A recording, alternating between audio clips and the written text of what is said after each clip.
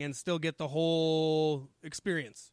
See, that's where I think New Japan was smart. New Japan is so... Well, no, they aren't even really about the fans, so maybe I'm wrong about that. The fans are so quiet in Japan most of the time. That's true. But NXT... Yeah, maybe Ring of Honor would be the other one I would say, which is smart for not running shows, because NXT needs the fans. They really do. And it really was obvious in this show. And I tried to put my grades on a little bit of a curve, but I know for a fact that no fans heard it. Yeah. Just did. Yep.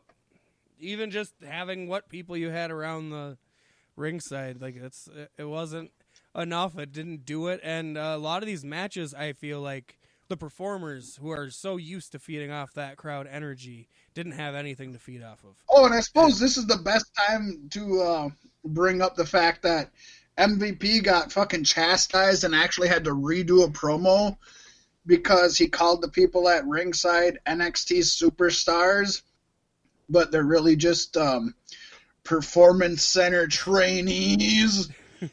Oh, way to make them feel like shit. They literally had to watch him redo the promo saying that they're nothing but These shit. These are not people. Don't reference these things as people. They're not real people. Soylent Green is not people. You'll never amount to anything. Just we need people to sweat in our gym. That's all you're here for. We gotta point that out because that's very Kevin Dunnish, and it might have come from Vince McMahon, and I'm not doubting it came from Vince McMahon, but nonetheless, it's very both Vince McMahon and Kevin Dunnish, and it's bullshit. Okay, they can be if they're fucking coming on their days off to sit in a fucking plexiglass box and cheer your stupid fucking ass. And I'm not saying that to MVP. I love MVP, right. And I wish the best for him, but. Don't demean them. No.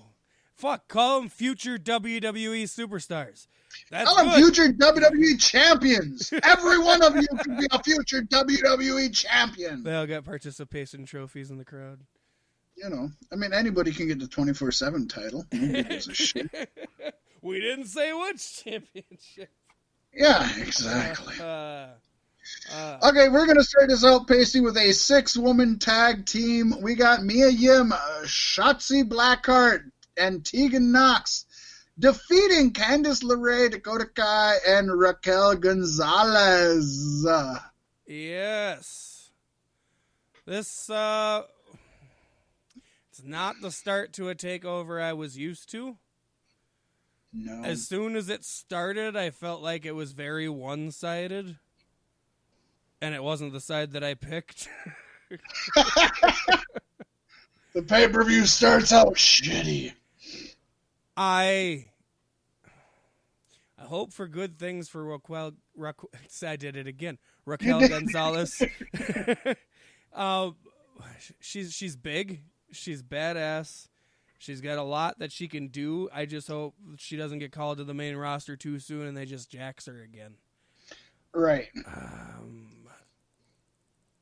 I don't have a whole lot to say about this match because I was like, this should have just been on NXT. This is probably the worst match of the night, and it has nothing to do with the 6 contenders. There's a strong contender for that, but yeah.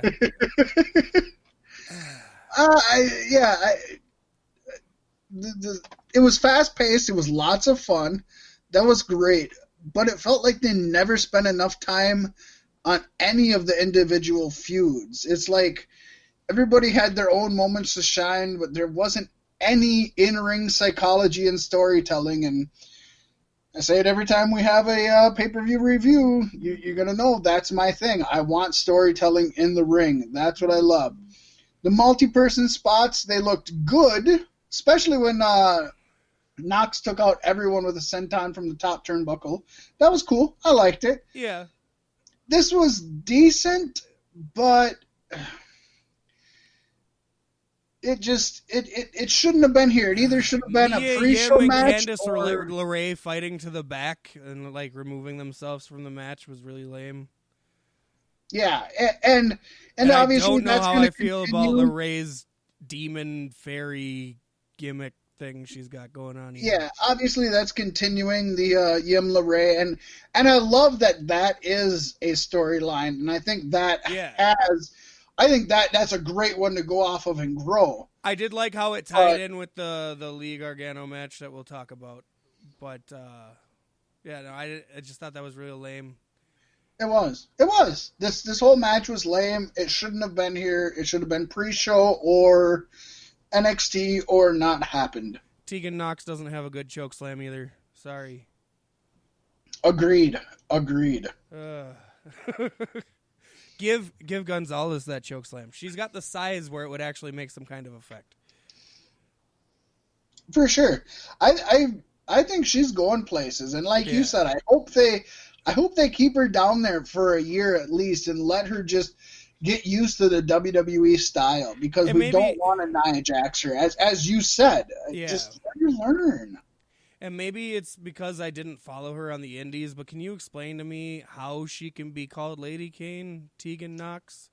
I don't see any kind of anything comparable, I guess. That I have nothing to go off of, in all honesty. Dumb. And then he's like mayor of Knoxville, and she's Tegan Nox, and it's like, what is going on here, really? I'm guessing that's the only connection they have. I don't know. I really don't know. I mean, maybe he's fucking her. I'm so dumb. Good maybe for I should Glenn watch NXT, but good for Glenn Jacobs if he's fucking her. I mean, I'm down with that. Actually, good for Tegan Nox too. Glenn's got to have quite the old mushroom down there. You know what I mean? Yeah. I mean, look at the guy's face. Guy's face look like that. They usually got something real nice. I'm telling you. I think we can move on. Yeah. No, I'm sorry. We probably dwelled on this match already longer than it deserved. I have some questions and concerns, and I can't wrap my head around it. It just doesn't sit right with me. And then Tegan for the win with the choke slam. I was like, that's really fucking dumb. Then moving on, a really strong contender for one of the best matches of the night, Finn Balor defeating Damian Priest in a match that felt like they were going after something tangible like a championship. For this to be their first interaction or real big interaction on a higher platform, if you could call this that. This was really good, and I'm looking forward to the future of this rivalry, and hopefully it builds out just how we predicted it last week. Yeah, I mean, both men are super talented. But I think the biggest thing to me that shined in here was they don't have a lot of chemistry. I didn't think they had a lot of chemistry together. I don't think they've worked a lot together. And maybe they have, but I don't know. It was good. It just, to me, didn't gel the way I thought it would do. They did a good job making sure that Priest looked like he should have won. And he's not going to lose any momentum after this, I don't think. I think he's still a badass, and I don't think this hurt him. But this does seem like this is just continuing the feud, which isn't a bad thing. I will say at the end of the match, I really loved Finn Balor holding the guns up and then him firing the arrow back and while he's sitting in the ring corner, like, defeated. I like that visual of, like, the guns versus the arrow. Somebody's going to die. Yeah, to me, I want to see Balor go for the NXT title, and I want to see Damian Priest go for the North American Championship. I just, if this match was anything to show, it wasn't bad, but again, I thought it was filler. I think there's a lot of filler in this pay-per-view, which is sad. For me, this was a better palate. It cleansed my palate from the first match, which wasn't that great. Okay, I'll give you that. I don't amped agree. me up a little bit more. It probably, in hindsight, not the best match on the card. I don't think maybe top 3, but yeah, I think they could go their own. I think they should go separate ways, though. I think Balor should go towards the NXT title, and I think that Damian Priest, if you will, should go for the North American Championship. Yeah. Punishment Martinez. I still think of him as Punishment Martinez. But, he's not ready for the NXT Championship, and Finn Balor's a former champion. I just, to me, they don't belong together. And this match, they just didn't. They weren't bad. They just didn't gel, I thought. That's all I got to say. That's just a perspective thing in our opinion, you know what I mean? More than anything. I can't write down exactly what moves didn't work for me, but I just didn't think they gelled. So then we go to a North American Championship. Keith Lee retained his title against Johnny Gargano. I like Johnny Gargano as a heel. I liked his entrance where like he came out of the door and like, this is my house, and like that was cool. And he didn't have to say this is my house. It was super nice. Yeah, no, I never really anticipated liking or even Johnny being a heel, but he's fucking good at it, I guess. He can do it all, can't he? His wife probably can't. I've been singing his fucking praises forever, and I'm telling you, folks, since 2006, 2007, Johnny Gargano can do it fucking all. This was a great match, I think. Yeah. It's a great. Both guys left looking better than when they came in, I feel. Yeah, definitely. Keith Lee is just amazing on so many levels. You talk about Johnny Gargano can do it all. I mean, try doing as much as Keith Lee at his weight and size. That's insane. Too right. A definitely deserved champion, and I'm so glad he retained. Yeah, I don't know what you got to say about it. My first big note is technical precision from both men. They were on it. They were completely fucking on it. And I'll admit they went to the hold and they went to the standby moves a little bit, but I think they completely made up for that with amazing storytelling and consistency, and that's my key fucking word. I use it all the goddamn time, but that's just because I love it. I thought the storytelling was awesome. Yeah. Few of their moves ever fucking missed. Like, I didn't see a single mistake in this match. Everything to me was crisp, was clean. I think they could have went a little harder, faster, possibly, but I also think that if they'd done that, it might have ended up being sloppy. Yeah, so yeah. I think the restraint was where it was supposed to be. That's not to say they didn't do anything exciting. It was awesome. Both men hit awesome moves and got big pops from the few people that were there. This was the match I think I noticed the fucking pops and the fans, or whatever you want to call them, more than anything.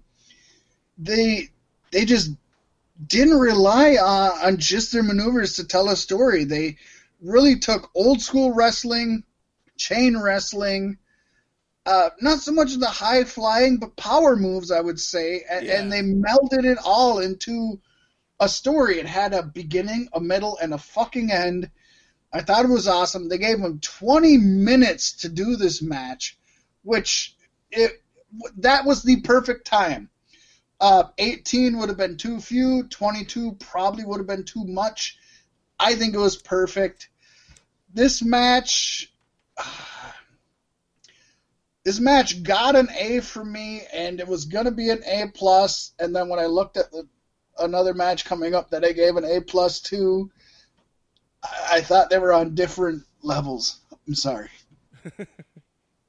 But I loved it. I mean, this is a match I'm going to rewatch. This is a match definitely. I was orgasming, moaning. Keith Lee, I'm glad he still has it. Looking forward to who's next. Yeah. Then we had the NXT Championship Backlash Brawl, seeing Adam Cole, baby, defeating Velveteen Dream. Let me just say, I was surprised, though, Pasty, that this did not end the pay-per-view, Yeah. but retrospectively, I'm super